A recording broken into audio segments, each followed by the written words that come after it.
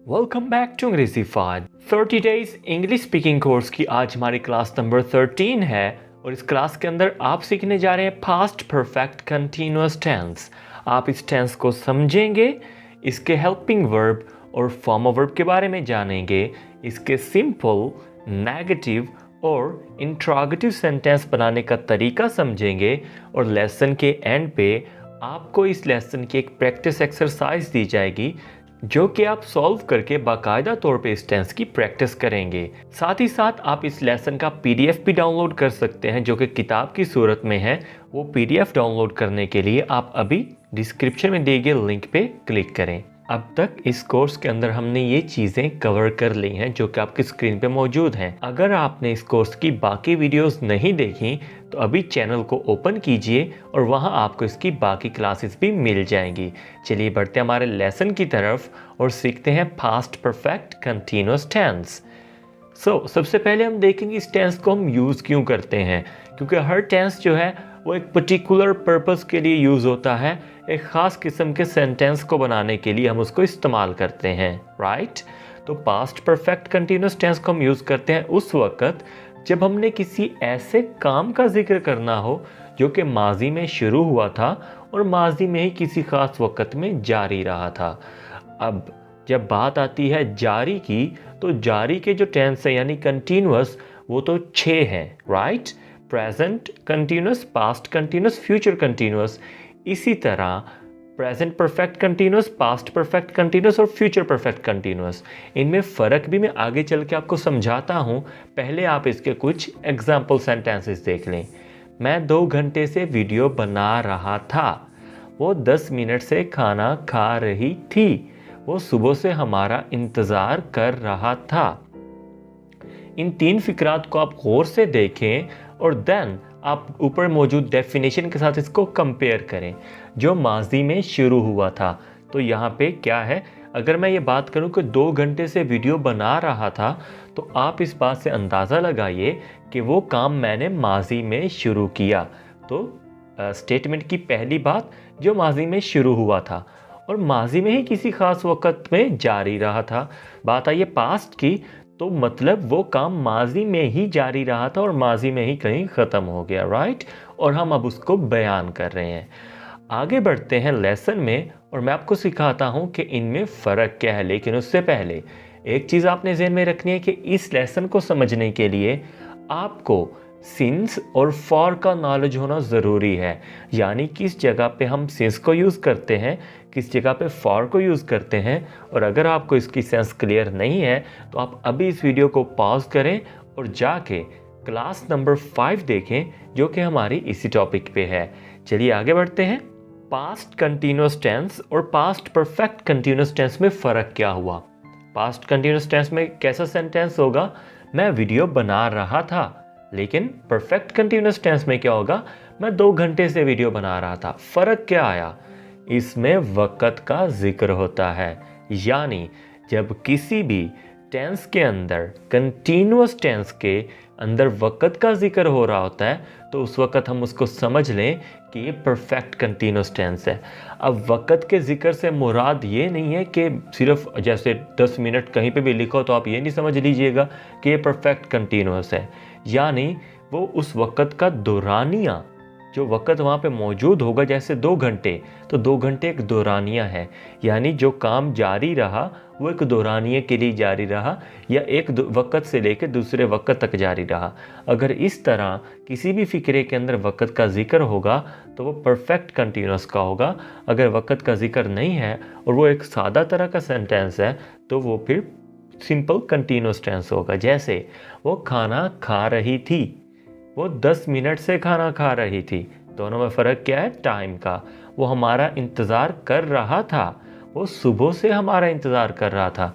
यहाँ पे सिंपली क्या है, वो हमारा इंतज़ार कर रहा था, लेकिन यहाँ सुबह यानी एक वक़्त, एक पॉइंट ऑफ टाइम का हमने जिक्र कर दिया है।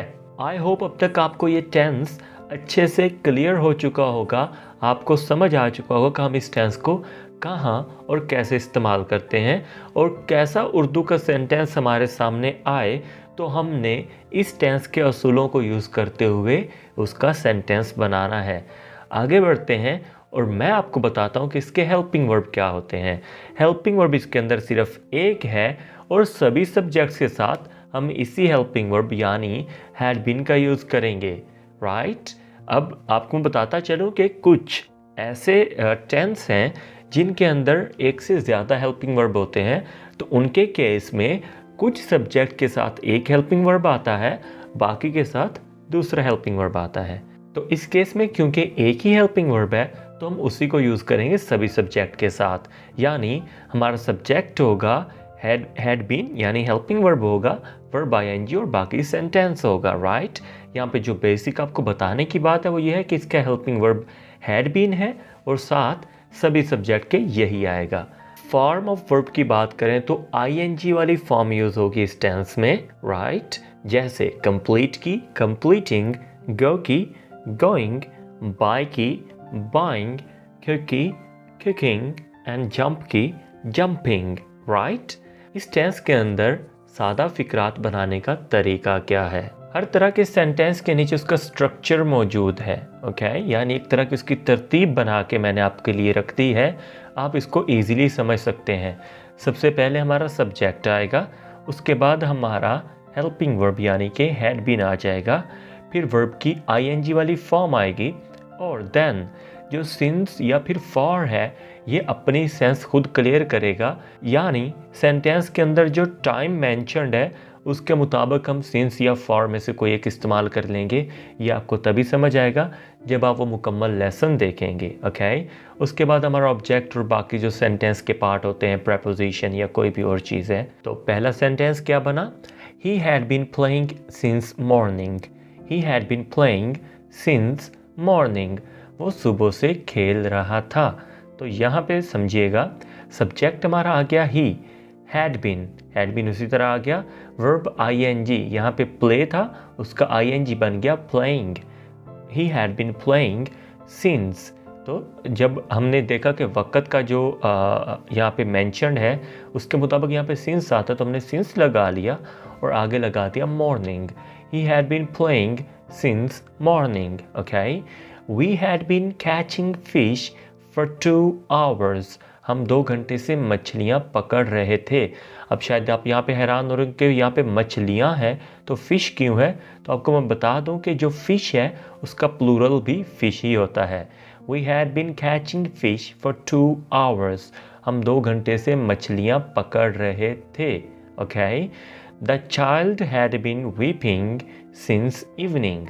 The child had been weeping since evening. बच्चा शाम से रो रहा था, okay.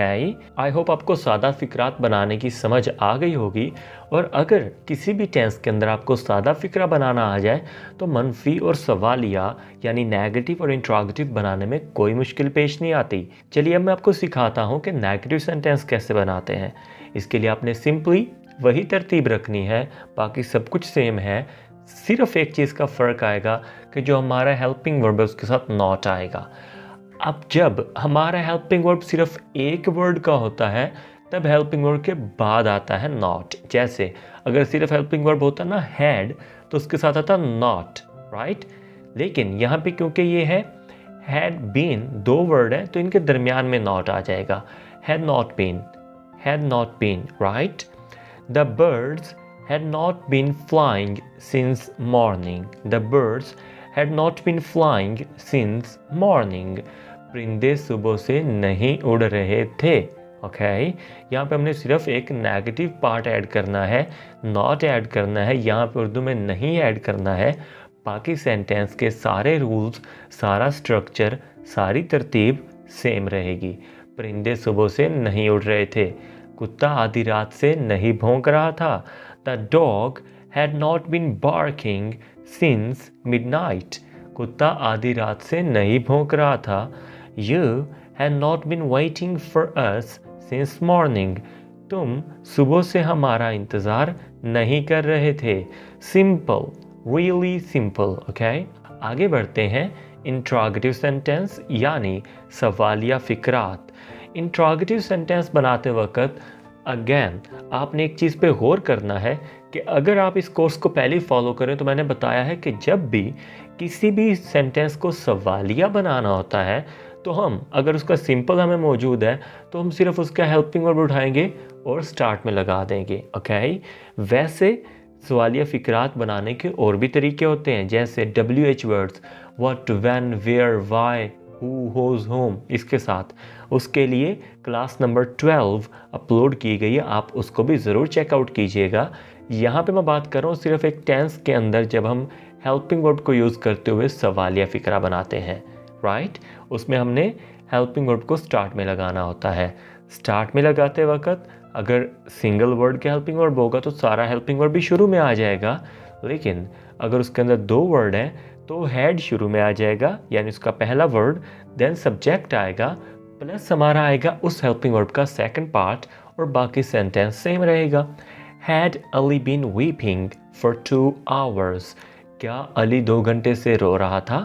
Had Ali been weeping for 2 hours? Had you been taking an exercise since morning? क्या तुम सुबह से वर्जिश कर रहे थे? Had you been taking an exercise since morning? Okay. Had he been learning poems for 10 minutes? Had he been learning poems for 10 minutes? क्या वो 10 मिनट से नज़म याद कर रहा था? ओके, तो ये सिंपल सा हमने क्या किया, हेल्पिंग वर्ब स्टार्ट में लगा दिया। तो अब तक हम सीख चुके हैं सिंपल बनाने का तरीका भी, नेगेटिव बनाने का तरीका भी, और इंट्रोगेटिव बनाने का तरीका भी। तो यहाँ पे हमारा ये टेंस कंप्लीट हो जाता है, क्योंकि नॉर्मली जब हम एक टेंस सीख रहे होते हैं तो हम 3 ही तरह के फ़िक्रे बनाना सीखते हैं। ओके, तो क्लास नंबर 13 के अंदर जो हमने टेंस सीखना था वो हमारा यहाँ पे कंप्लीट हो गया है। अब आगे बढ़ते हैं, और यहाँ पे आपके सामने मौजूद है प्रैक्टिस एक्सरसाइज, जिसको आप अभी कमेंट्स के अंदर अगर लिख के सॉल्व करेंगे तो मैं खुद उनकी करेक्शन करूँगा। जहाँ पे आपकी मिस्टेक होगी मैं ढूंढ के आपको बताऊँगा। ओके, और जो फ़िक्र आपको नहीं बनाना आ रहा होगा आप सिर्फ उसकी उर्दू लिख के कह देंगे कि सर इसकी इंग्लिश बना के बताएं, और मैं आपको वो भी बना के दे दूँगा। लेकिन पहले कोशिश करें कि आप खुद से बनाएं। ओके, सो आज की हमारी क्लास यहीं पे एंड होती है। आई होप ये आपके लिए काफ़ी हेल्पफुल रही होगी, और अगर ऐसा है तो इस वीडियो को लाइक करें, चैनल को सब्सक्राइब करें, और वीडियो को दोस्तों के साथ शेयर ज़रूर करें। I'll be back with another interesting video, with another interesting class. Till then, take care. Allah Hafiz.